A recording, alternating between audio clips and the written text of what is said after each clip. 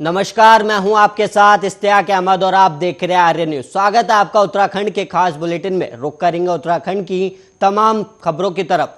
कांग्रेस की परिवर्तन यात्रा के तीसरे दिन पूर्व सीएम हरीश रावत ने लक्सर पहुंचकर कार्यकर्ताओं को उत्साह से लबरेज कर दिया। और वहीं ढंडेरा में हुई खानपुर विधानसभा की यात्रा में कांग्रेसियों ने विधायक कुंवर प्रणव सिंह चैंपियन पर जमकर निशाने साधे। और लक्सर में पूर्व सीएम हरीश रावत ने कहा कि सत्ता में आएंगे तो 22,000 पद भरेंगे और वहीं 100 यूनिट बिजली फ्री दी जाएगी। और खानपुर में प्रदेश अध्यक्ष गणेश गोदियाल ने कहा कि चैंपियन ने उत्तराखंड को गाली दी और भाजपा ने उन गालियों को पचा लिया, लेकिन उत्तराखंड के लोग ऐसे विधायक और बीजेपी को माफ नहीं करेंगे।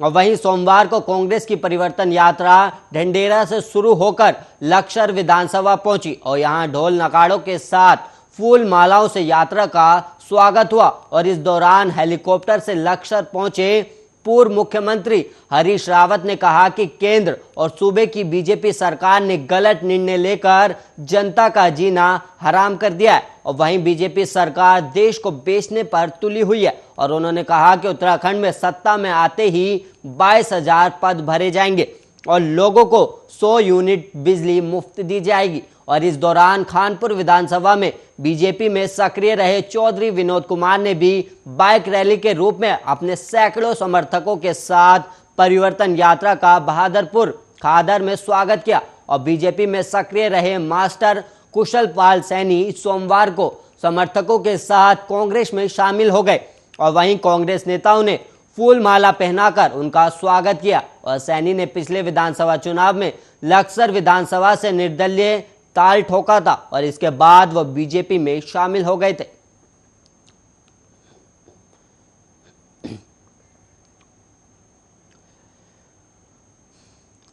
अब वहीं उत्तराखंड में 1 करोड़ से ज्यादा लोगों को कोरोना का टीका लग चुका है और वहीं इसमें टीके की सिंगल या डबल डोज लेने वाले दोनों शामिल है। और इसमें 72.42 लाख से अधिक लोगों को सिंगल डोज लगी है, जबकि 27,86,000 से अधिक लोगों को वैक्सीन की दोनों डोज लग चुकी है। और वहीं उत्तराखंड में कोरोना के टीके लगने की शुरुआत बीती 16 जनवरी से हुई थी और शुरू में टीकों की कमी के चलते वैक्सीनेशन की रफ्तार धीमी थी, पर अगस्त और सितंबर में इसमें खासी तेजी आई। और वहीं बीते 1 महीने में तो टीकाकरण बहुत तेजी पर रहा और इसी का नतीजा है कि राज्य में सिंगल और डबल डोज मिलाकर टीका लगवाने वालों की संख्या 1 करोड़ के पार पहुंच गई है। और वहीं राज्य सरकार ने दिसंबर तक सभी पात्र लोगों के टीकाकरण का लक्ष्य रखा है और सितंबर से जिस तेजी से वैक्सीनेशन हो रहा है उससे यह लक्ष्य हासिल हो जाने की पूरी उम्मीद है। और वहीं स्वास्थ्य विभाग के अधिकारियों ने बताया कि सोमवार को राज्य में 74,000 से अधिक कोरोना रोधी टीके लगाए गए। और वहीं इसके अलावा आपको बता दें कि उत्तराखंड में सोमवार को कोरोना के महज 11 नए मरीज सामने आए और वहीं 17 मरीजों को ठीक होने के बाद वापस घर भेज दिया गया। और इससे राज्य में सिर्फ कोरोना के 267 एक्टिव मरीज हैं। और वहीं स्वास्थ्य विभाग के अनुसार सोमवार को अल्मोड़ा, चमोली, पौड़ी और पिथौरागढ़ में 2-2 और बागेश्वर जबकि देहरादून और नैनीताल में 1-1 मरीज सामने आए। और वहीं चंपावत, हरिद्वार, रुद्रप्रयाग, टिहरी और यूएस नगर और उत्तरकाशी में कोई नया मरीज नहीं मिला। और वहीं सोमवार को राज्य से करीब 16,000 सैंपल जांच को भेजे गए, जबकि करीब 15,000 सैंपलों की रिपोर्ट आई है। और वहीं राज्य में संक्रमण की दर 0.07% और मरीज के ठीक होने की दर 96% के करीब रही।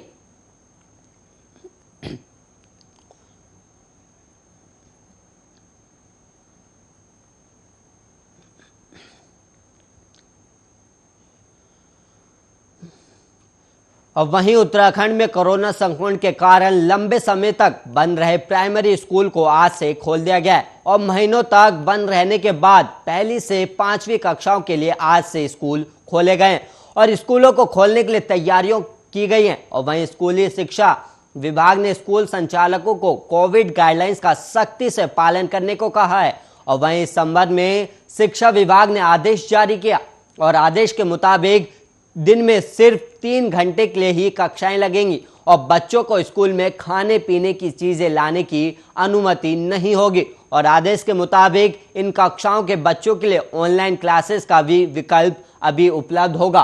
और वहीं स्कूल प्रशासन को कक्षाओं, कार्यालयों और पुस्तकालयों और शौचालयों समेत पूरे परिसर की उपयुक्त साफ सफाई सुनिश्चित करना होगा और सभी के लिए मास्क लगाना अनिवार्य कर दिया गया और साथ ही सोशल डिस्टेंसिंग का पालन करने को भी कहा गया है। और इसके अलावा बच्चों को स्कूल भेजना है या नहीं, ये अभिभावकों पर ही निर्भर करेगा। और वहीं पेरेंट्स की परमिशन के बाद ही बच्चों को स्कूल में आने की अनुमति दी जाएगी। और आदेश में यह भी कहा गया कि कोविड गाइडलाइंस का पालन नहीं करने वाले स्कूलों के खिलाफ सख्त कार्रवाई की जाएगी। और इसके अलावा आपको बता दें कि इससे पहले उत्तराखंड में कक्षा 6ठी से 12वीं तक के सभी स्कूल खोल चुके हैं।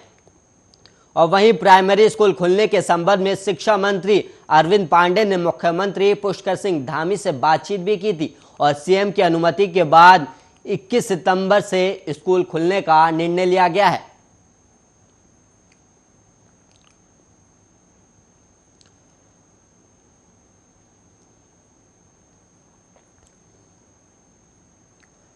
और वहीं उत्तराखंड में 1 लाख युवाओं को 6 महीने में नौकरी देने के लिए दिल्ली के मुख्यमंत्री अरविंद केजरीवाल के वादे को लेकर अब कांग्रेस ने आप पर निशाना साधा है। और कांग्रेस की दिल्ली इकाई के अध्यक्ष अनिल कुमार ने अरविंद केजरीवाल के वादे को मिथ्या गारंटी करार दिया है।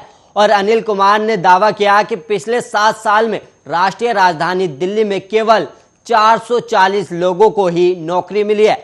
और इसके अलावा आपको बता दें कि केजरीवाल ने रविवार को कहा था कि अगर उनकी पार्टी आम आदमी पार्टी आगामी विधानसभा चुनाव के बाद सत्ता में आती है तो उत्तराखंड से पलायन रोकने के लिए बड़े कदम उठाए जाएंगे और बेरोजगारों को प्रति महीने बेरोजगारी भत्ता और स्थानीय नौकरियों में राज्य के युवाओं को 80% आरक्षण दिया जाएगा। और केजरीवाल ने इनकी पार्टी के सत्ता में आने पर प्रत्येक परिवार के एक बेरोजगार को नौकरी देने तक 5,000 रुपए प्रति महीने और बेरोजगारी भत्ता देने समेत 6 वादे किए थे।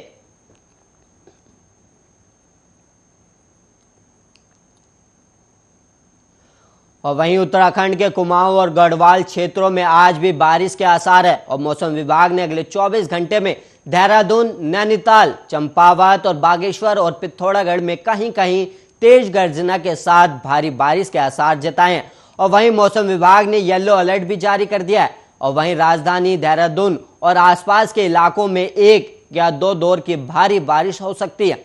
और वहीं बारिश के बाद ऋषिकेश के रानी पोखरी में देर रात जाखन नदी में पानी फिर बढ़ गया, जिससे आवाजाही बंद हो गई। और वहीं मौसम विभाग के अलर्ट के बाद जिलाधिकारी डॉक्टर आर राजेश कुमार ने आपदा प्रबंधन से जुड़े सभी विभागों के अधिकारियों को सतर्क रहने के निर्देश भी दिए।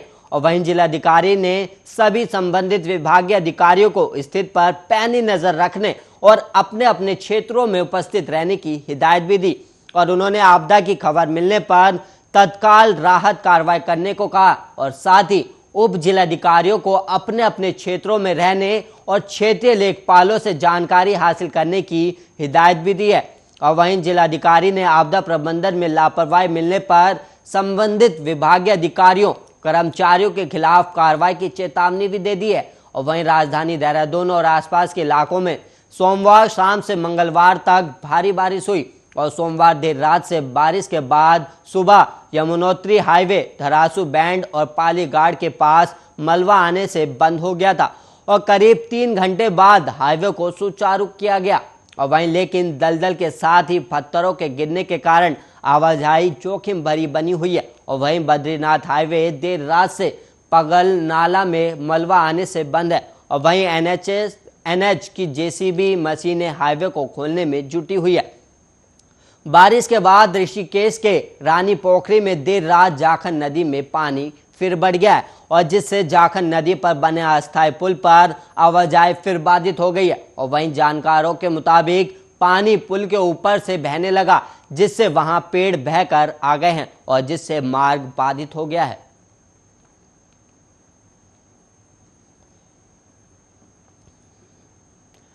और वहीं उत्तराखंड में 3 दिन में चारों धामों के दर्शनों के लिए कुल 5,382 यात्री आ चुके हैं और हेमकुंड साहिब के 299 यात्री दर्शन भी कर चुके हैं और सबसे ज्यादा श्रद्धालु 2429 बद्रीनाथ पहुंचे। और वहीं हाईकोर्ट की रोक हटाने के बाद बद्रीनाथ, केदारनाथ, गंगोत्री सहित यमुनोत्री धामों में तीर्थ यात्रियों की संख्या लगातार बढ़ रही है और दूसरे राज्यों से भी श्रद्धालु चारधाम यात्रा के लिए उत्तराखंड पहुंचे। और वहीं केदारनाथ यात्रा के लिए गलत ई पास दिखाने पर पुलिस ने 18 तीर्थयात्रियों के चालान भी काटे हैं और इन 18 ई पास पर 36 यात्री केदारनाथ दर्शन के लिए जा रहे थे और इन्हें केदारनाथ जाने से भी रोक दिया गया और सोनप्रयाग से ही वापस लौटा भी दिया गया। और वहीं हाईकोर्ट के आदेश पर चारधाम यात्रा शुरू होते ही बड़ी संख्या में यात्री केदारधाम आ रहे हैं और कोर्ट के निर्देशों पर सरकार ने एसओपी और देवस्थानम बोर्ड द्वारा जारी ई पास के अनुसार ही यात्रियों को सोनप्रयाग से आगे जाने की अनुमति दी है और अब तक कुल 1045 यात्री केदारनाथ के दर्शन कर चुके हैं।